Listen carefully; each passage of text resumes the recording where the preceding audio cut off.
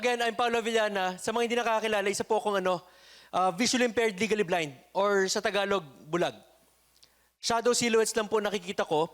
Hindi naman po ako totally blind, hindi ako nabulag since birth.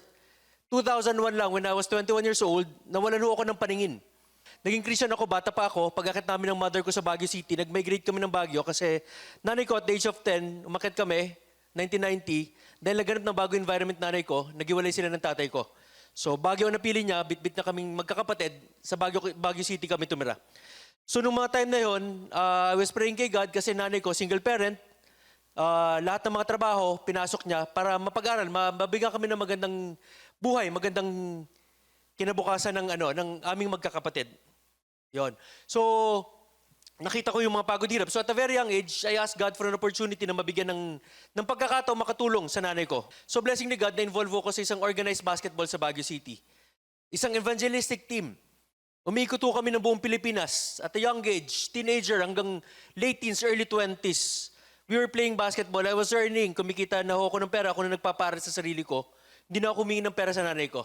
So ang point ko, yung commitment ko na matulungan ko yung nanay ko, nabigay ko, nagagawa ko po. Na-employ ko as a customer sales officer sa Smart noong mga panahon na yun. I was earning 20,000 pesos every month. Malaki po, 20,000 every month, year 2000, 2001. Tama? Half of my salary binibigay ko sa nanay ko, pinapadala ko sa nanay ko, pambayad ng lahat ng bill sa bahay. Bakit? Yung commitment ko na matulungan ko yung nanay ko. Tama? Ang point ko lang, abot kamay ko na po ang lahat ng pangarap ko. I was supposed to play sa isang semi-professional basketball league sa Philippines. I was supposed to be the youngest supervisor of a Smart that time, at the age of 21. I was at the peak of my career. Ang problem po, March of 2001, major, life-changing event ang nangyari sa akin. One snap of a finger in just span of 1 month, palabo ng palabo ang mata ko, hanggang halos wala na ho akong makita. Shadow silhouettes na lang po nakikita ko. Ang tingin ko sa inyo ngayon, lahat kayo parang mga multo. Aninag lang po nakikita ko, hindi na ako nakaka-recognize ang mukha. In just span of 1 month, wala na ako makita. Ang sakit na dumapo sa akin, optic atrophy. Leber's optic hereditary disease. Sobrang rare, 1 in every 100,000 lang po ang tinatamaan ng gantong kapansanan sa buong mundo. Sa family po namin, good news. 7 na po kami sa family na may gantong kapansanan. Carrier mga babae, tinatamaan mga lalaki. At the age of late teens, early 20s, tinatamaan po kami. 1 in every 100,000 lang po ang tinatamaan sa buong mundo. Anong point ko? I was so depressed, di ba? Question, kayo man mawalan ng paningin o magkaroon ng kapansanan, maging PWD, magkaroon ng handicap, hindi ba kayo madidepress? I was at the peak of my career. I was so depressed, I've tried killing myself. For 6 months to be exact, I've tried killing myself. Bakit? Feeling ko wala na ho akong silbi. I questioned God. Jesus Christ, I was Christian during those times. I questioned God, bakit ako? Bakit sa akin nangyari ito? Baka kayo na naandito po sa Bible Assissory Conference, baka dumadaan kayo sa matinding problema last year, last month, last week, yesterday, or baka right this very moment, dumadaan kayo sa matinding problema na kinu-question rin nyo si God, bakit kayo? Nakagaya kung paano ko siya tinanong, bakit sa akin mo binigay ito? Ang dami namang masasamang tao dyan. Ang dami naman mga kriminal, adik, ba't hindi na lang silang nabulag? Para hindi pa sila makagawa ng krimen. Bakit ako pa, na ang ganda-ganda ng intention ko, tumulong sa nanay ko? Mabigyan ko ng magandang kinabukasan, kahit papano ang nanay ko, makatulong sa mga kapatid ko, mga pamangkin ko, bakit ako pa ang nabulag? I questioned if I've tried killing myself for how many times? Dahil feeling ko pag namatay ako, matutulungan ko nanay ko. Hindi nila ako kailangang pakainin, suportahan. Again, I was blind. Literally, I was blind. Pero parang tayo po na nandito, mga nakaraan natin, bulag ho tayo sa katotohanan. Tama? I question God, bakit ako? Alam niyo po, nung moment na magpapakamatay na ako, yung talagang desidido na ako, galit na ako sa Diyos, ayoko na. Alam niyo po, audible words, rinig na rinig ko. Pero yung words na to, hindi po dahil pumapasok na rinig ko. Yung audible words na sinasabi ko, yung mga nababasa natin before, nung nakakita pa ako, lumalabas po yung mga salita ng Diyos. Alam niyo, no moment na yun, na-realize ko, God save me. Bakit? Dapat po magtatali na ako, magbibigti na ako. May naanap po kong tali sa kwarto ko. Yung moment na yun na dapat magpapakamatay na ako, pagtingin ko sa taas, hindi ko nakita kung sa'yo sasabit. Ang point ko lang po, even pagpapakamatay ko, hindi ko magawa. Sino hindi madidepress? Pero nung moment na yun, na-realize ko, ginamit pa na Diyos ang pagkabulag ko para hindi ko makita kung saan ko isasabit. Just imagine, noong 2001, kung dumaan ako sa matinding depression at nakakita ko, nakita ko kung saan ko isasabit, malamang sa malamang wala kayong makikilalang Paulo Avellana ngayon. Even pagpapakamatay, naging dahilan pa yung pagkabulag po para na andito ho ako sa harap nyo ngayon. God saved me. Niligtas ako ng Diyos. Bakit? Ano yung message si God behind my mess? Piniprepare lang pala ng Diyos ang puso ko for greater blessings. Kaya pala ako hindi namatay noong moment na yun, hinahanda lang ng Diyos ang puso ko for greater blessings.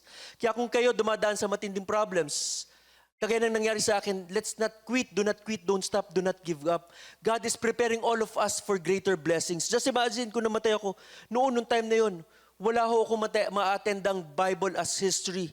Hindi ko makikilala sila Pastor Fritz na umakyat ng Baguio. Bumangon ho ako kagaya nung nangyari sa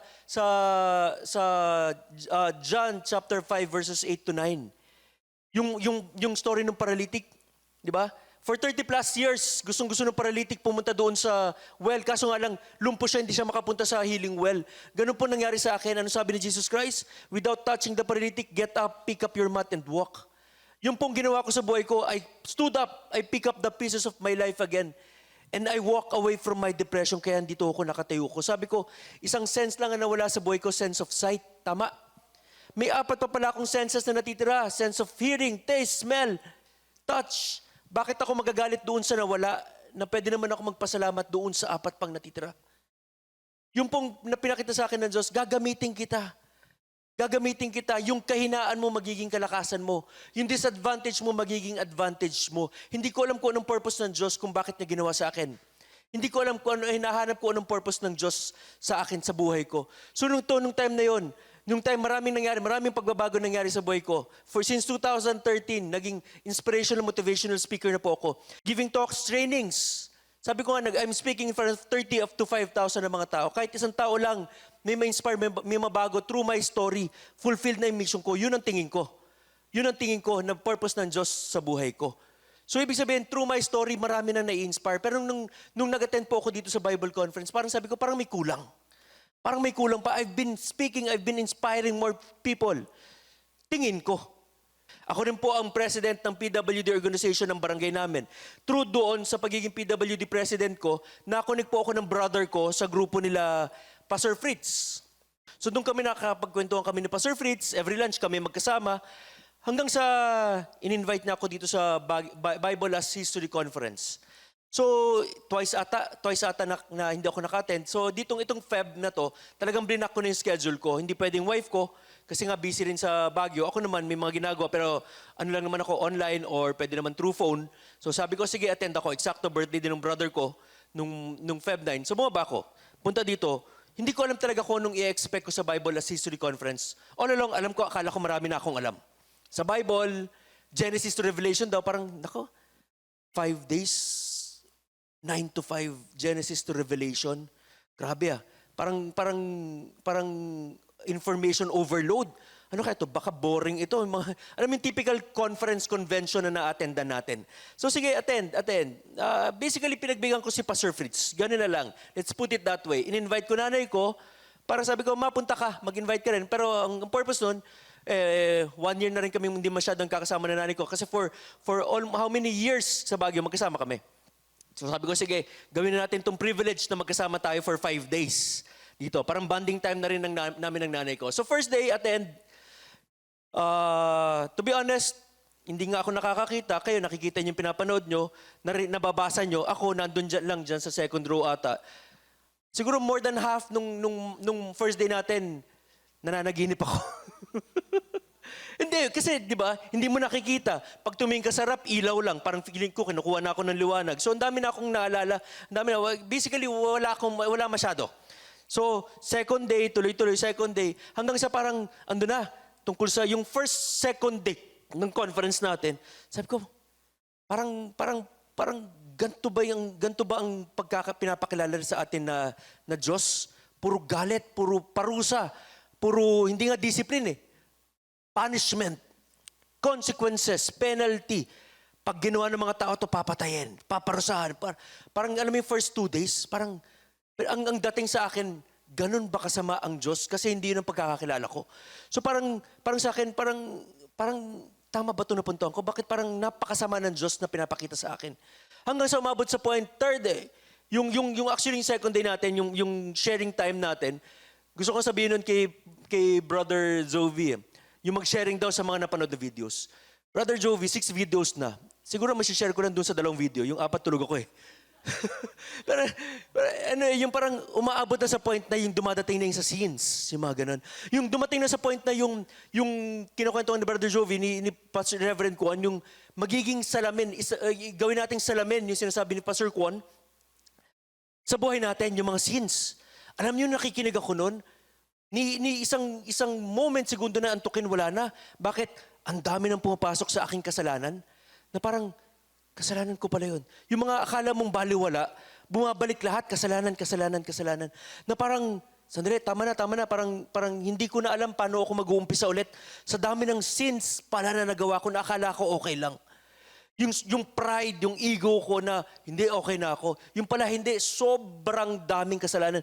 Hanggang sumabot sa point na talagang parang yung pagkamatay ni Jesus Christ, ang tindi ng participation ko.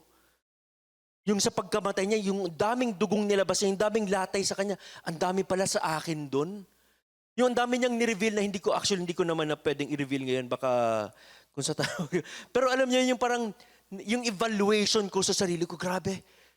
Yung parang tingin ko righteous ako, pero hindi pala. Yung sobrang baba ko, sobrang dumi. Yung parang doon sa parable, prodigal son, na yung kinukwento ni Pastor Kuo na ang baho ng hininga, ang baho, amoy baboy yung suot, damit, gano'n. Parang nakita ko yung sarili ko doon na, ito pala ako.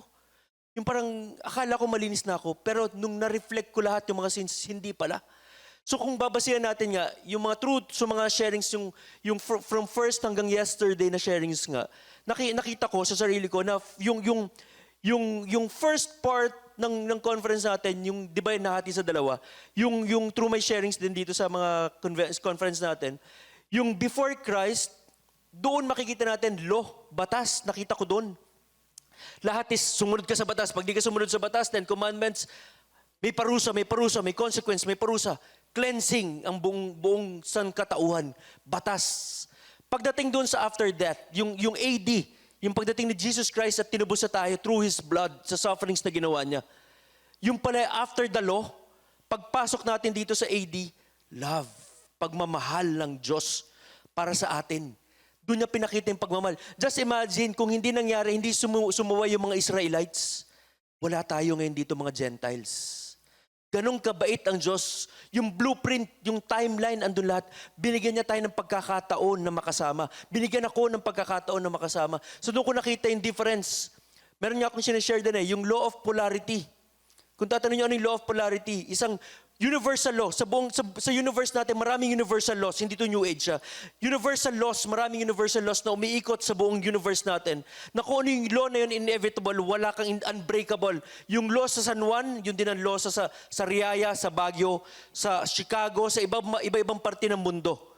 Yung law of polarity. Ano ibig sabihin ng law of polarity? Pag may hot, merong cold. Pag may night, merong day. Pagka merong mabuti, may paano mo malalamang may Diyos kung walang kalaban? Tama? Ganun ang law polarity. Sa buong 5 days natin, doon natin mas makikita yung differences ng up, ng down. Ng langit, ng impyerno, ng Diyos, ng kabutihan, ng kasamaan, ng Diyos, ng Satanas. Doon pinakita sa atin. Paano natin malalaman ang kabutihan ng Diyos kung di natin alam na may kasamaang nangyayari sa mundo? Paano natin malalamang may kasalanan? Di ba? Kung hindi natin malalaman, meron palang batas, meron ganito. Yun ang pinarealize sa atin. May langit, may lupa. So ang tanong, saan ko gusto pumunta? Doon sa langit o sa impyerno? Nakita na natin law of polarity, yung differences. Pinoint out sa akin yung forgiveness, yung pagkakaiba sa akin ng forgiveness and repentance. Madalas ako, araw-araw, humingi ako ng tawad.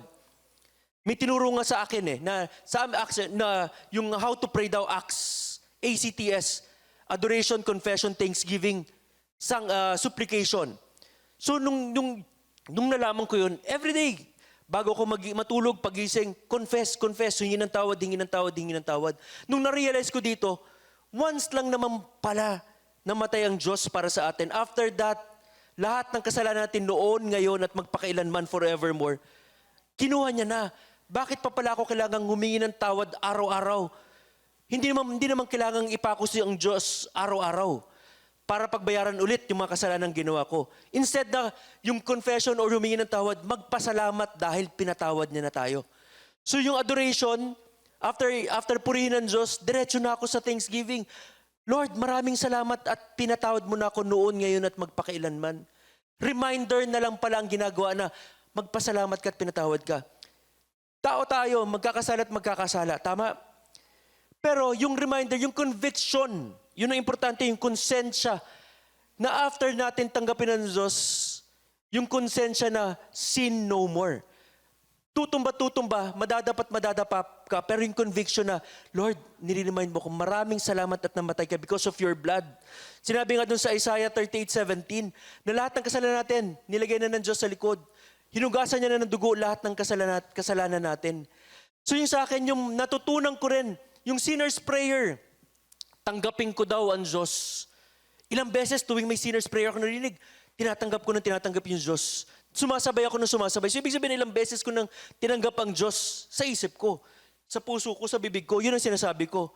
Pero dito nung na-realize ko, yung ginagawa ko, tinanggap ko ang Diyos. Ang question po, nung pumasok sa akin, tinanggap ba ako ng Diyos?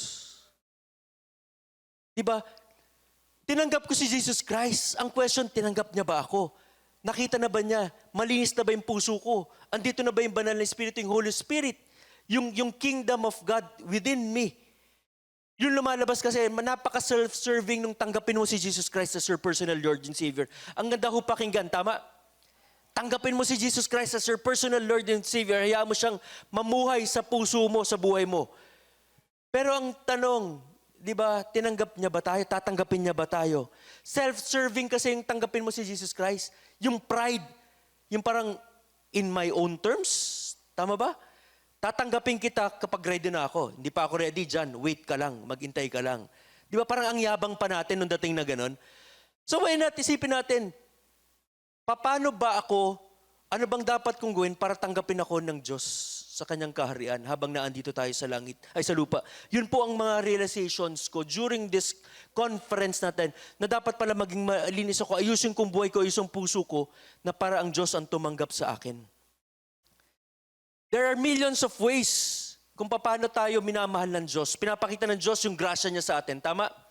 Pero during this conference, meron ako naisip na in general, apat na ways kung paano pinapakita ng Diyos ang pagmamahal niya sa akin. First, God loved us first. Ang Diyos muna ang nagmahal sa atin bago natin natutunang mahalin ng Diyos. Tama? Parang ang isang ama, tatay, pag nagbuntis yung misis niya, first to second month, third month, nagpa-ultrasound. Pagkita sa ultrasound, may maliit na parang tadpole na itsura. Ano sasabihin ng tatay? Wow, ang cute ng anak ko, ang gwapong ganda-ganda. Mukhang tadpole pa lang, di ba? Bakit? Kasi buntis, magkakaroon na siya ng anak, pero mahal na niya na yung anak niya. Hindi pa niya nakikita ang itsura, tama? Ang Diyos nga, hindi pa tayo pinapanganak, mahal niya na tayo. Siya ang una nagmahal sa atin. Pangalawa, God believed in me before I believed in Him. Siya muna ang unang naniwala sa akin bago ako naniwala sa Kanya. Pangatlo, God is faithful to me before I became faithful to Him. Kadalasan sinasabi ko sa sarili ko, Lord, hahawakan kita kahit anong mangyari, hindi ko bibitawan ng kamay mo. Tama? Hindi ako aalis, hindi ako bibitaw sa'yo. Pero pag dumating tayo sa matinding problema, wala na ba ibang Diyos? Bumibitaw ka na. Ginagawa mo na ang sariling aksyon through your own strength. Yung po ang nangyayari sa akin kadalasan minsan noon. Wala naman na atang Diyos, hindi naman nakikinig. Hanap na ako, gagawa ako ng sarili kong paraan. Hindi pala. Ang naging konsepto pala dapat Lord, hawakan mo ko, wag mo akong bibitawan. Dahil kahit anong mangyari sa isip ko, sa puso ko, malaglag man ako, magkasala man ako, hindi ako bibitawan ng Diyos. Siya kasi ang may hawak sa akin. And lastly, God forgave me before I even ask for forgiveness. Sa 4 days convention natin, na-realize ko na pinatawad niya na pala ako noon, ngayon, and forevermore. Sa mga naging kasalanan ko at magiging kasalanan ko pa, pinatawad na ako ng Diyos. Yun po, God forgave me before I even asked for forgiveness.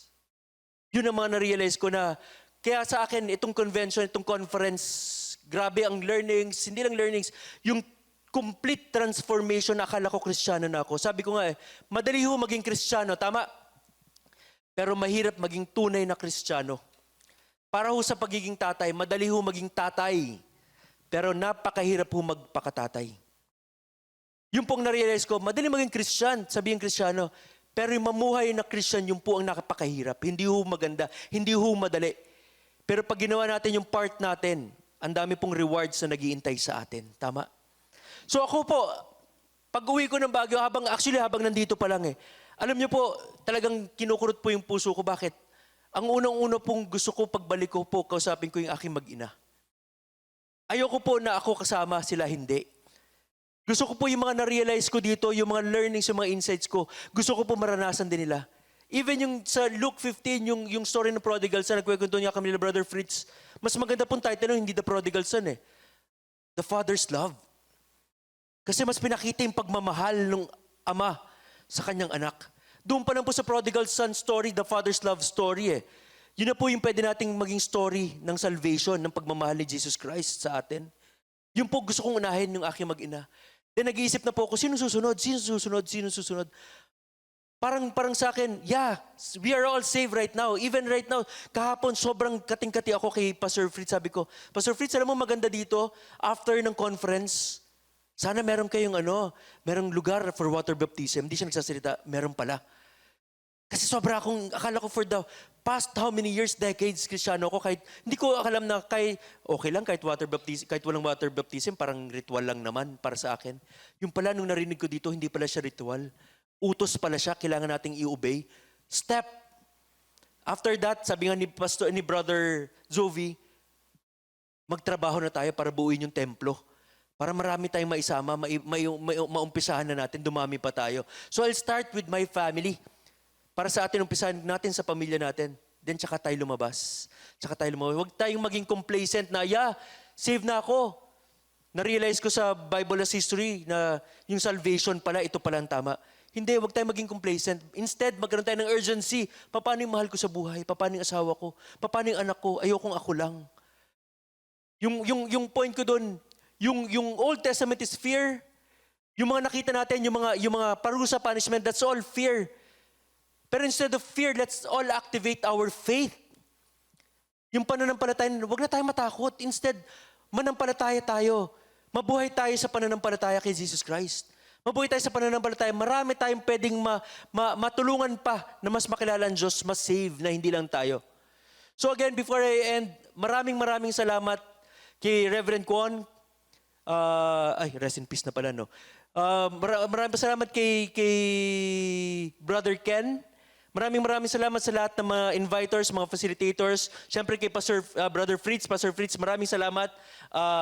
Hindi ka nagtumigil na invite ako dito kay Brother Zovi, kay Brother Alex, sa lahat. So anyway, maraming salamat. Gusto ko lang i-end po yung Bible as History Conference na yung acronym ng Bible for Me na ginawa natin dito, BIBLE. Bible, ang ibig sabihin po ng Bible for Me, after this conference, basic instructions before leaving earth. Andiyan na po yung Bible It's our basic instruction, BIBLE, before leaving earth. Again, I am blind. Ako hindi po ako nakakakita literal, pero because of this convention, yung dilim po, nasa liwanag na po ako ng dilim ngayon. If I, Paulo Avellana, can see the invisible, our God can do the impossible. I'm walking by faith, not by sight. Huwag nyo na pang intayong mabulag pa kayo para makita nyo ang nakita ko. Again, I'm Paulo Avellana. Maraming salamat. Thank you po.